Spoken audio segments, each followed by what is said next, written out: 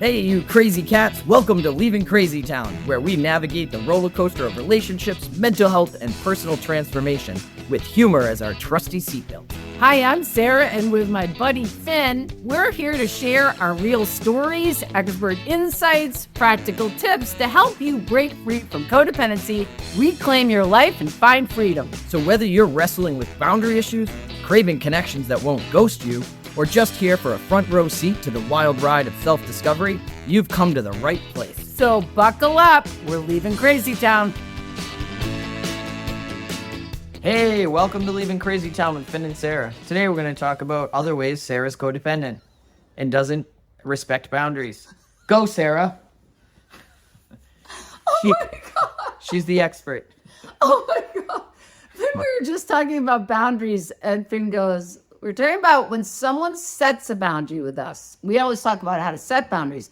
But sometimes when someone sets a boundary with us, we then push back. We try to make it like, no, we don't want that Like, boundary. we gaslight people and we tell them that the reason why we're doing what we're doing is good for them. Or it's good for the overall, or it's a better way than their way. You know, there's just a lot of, I've seen a lot of that lately. All right. And I said to Sarah, how about for once we talk about respecting boundaries instead of setting them? Because I guarantee you that we all may have done this. And unfortunately, you know what I immediately said? Oh, I have a great example. Me. Great example of not respecting someone's boundaries. I always say to Sarah, hey, Sarah, there's a book for that. And the thing is, let's be real. She has been a therapist for years and she did write a book, but the material came from somewhere. All right, I'm going to give you guys a quick example. Okay. So Go. my 23-year-old son moved back home senior year of college, and his room is like a bomb went off, okay? Now, he says to me, just shut the door. Don't look in there, okay? For some reason, up until now, I haven't been able to do that. And so I would go into his room. He'd have laundry everywhere. And I'd say to myself, I'd rationalize, look, I'm going to do a load of laundry. Might as well take his laundry. So right? she's doing laundry when she doesn't need to because she wants to be saying she's doing laundry so she can do his. Yes. Just wanted to clarify that.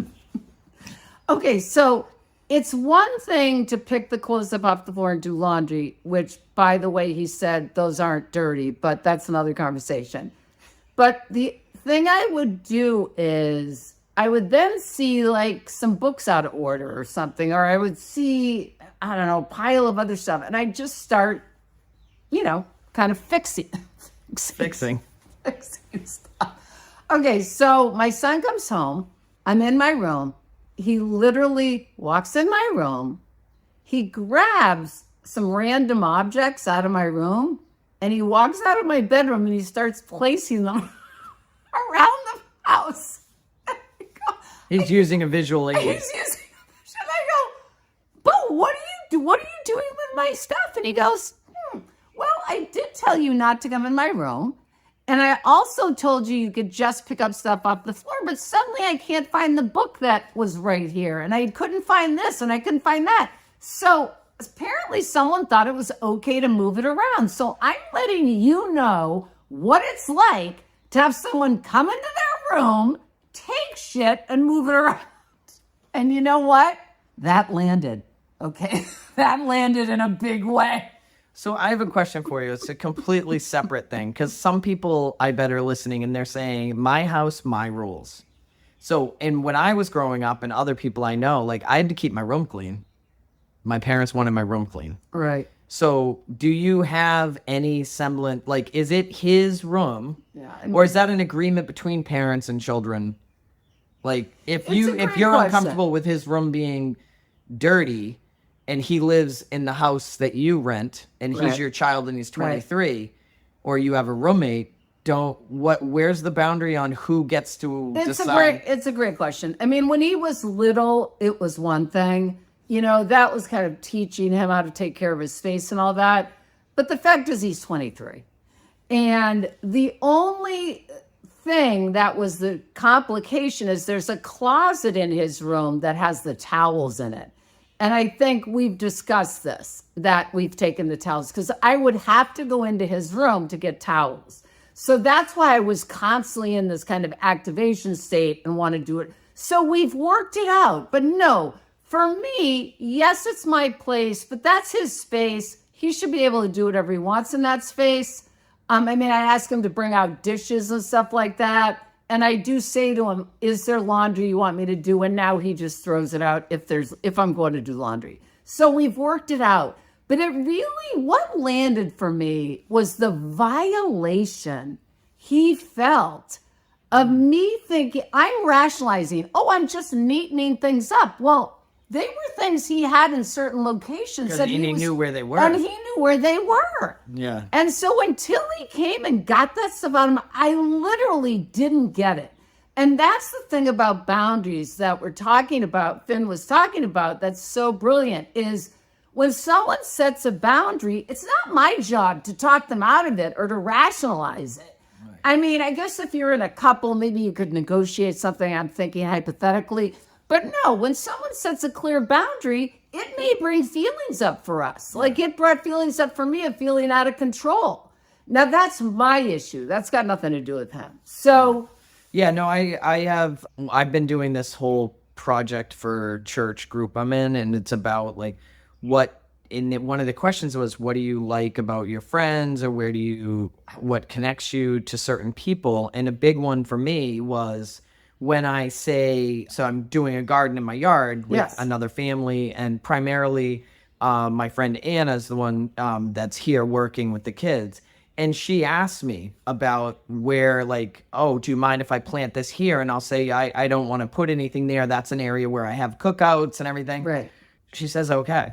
Right. And asks me if there's a spot, tells me what kind of sunlight we need. Like, there's no pushback. I've had other people in my life where I've been like, oh, I'd rather not, put a bush over there. And then I show up and they've planted a bush in my yard where I asked them not to, or whatever. Like they've decided what's best for me. Like you've decided Bo's books need to be in a better place. So even though for him, he's like, okay, this is where that book goes. And I understand. I have different organizational, things and whatever, but it is. But the disrespect, that's what really landed when you just said that about the bush. Yeah. The disregard and the disrespect for what the other person is saying they need. Like if you say, that's huge. No, I don't like that, or I'd rather this, and somebody says, no, well, you'll like it. You just have to do it or just try it. Like to me, that's like gaslighting. It's dismissive. It's totally dismissive. And just saying like, well, and